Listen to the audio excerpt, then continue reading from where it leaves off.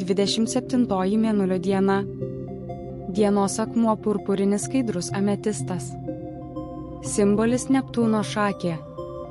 Ji susijusi su meditacija, gydymu, įžvalga ir žodinė magija.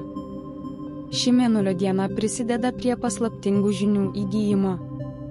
Kadangi tai žodinės magijos diena, prieš kažką sakydami atidžiai pagalvokite, nes pasakyti žodžiai gali virsti realybę. Didelę įtaką daro ne tik frazės, bet ir intonacija. Šią dieną leidžiama keliauti ir pažinti pasaulį. Draudžiama leistis į iliuzijas ir per dažnai žiūrėti į veidrodį. Tai įvairių ženklų ir sapnų pildymosi diena. Sapnai neša intuityvias žinias, supratimą apie aplinkinius žmonės ir su jais susijusius įvykius. Jie gali atskleisti mums tikrąją reikalų tėkmės esmę. Pavyzdžiui, jeigu įtarėte ką nors išdavystę, o sapne tas žmogus jums ištiesia pagalbos ranką, tai reiškia, kad jūsų įtarimai buvo neteisingi. Šis žmogus yra tikras draugas, kuriuo galite pasitikėti.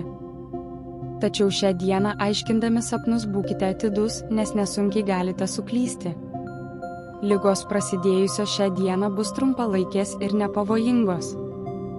Gali pasunkėti arba atsirasti kraujotakos sutrikimų. Gera diena vandens procedūroms.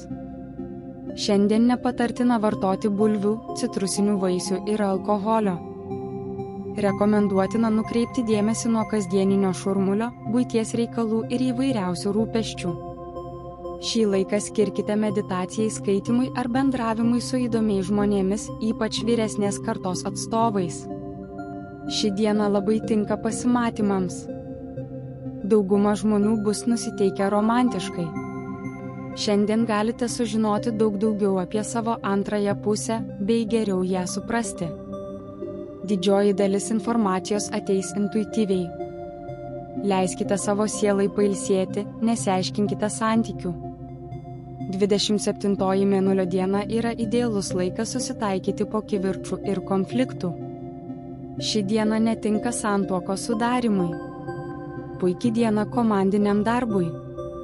Kartu atlikdami užduotį vieningai, nuveiksite daug daugiau nei galėjote įsivaizduoti. Apskritai ši diena laikoma itin palankia verslui, ypač jos pirmoji pusė.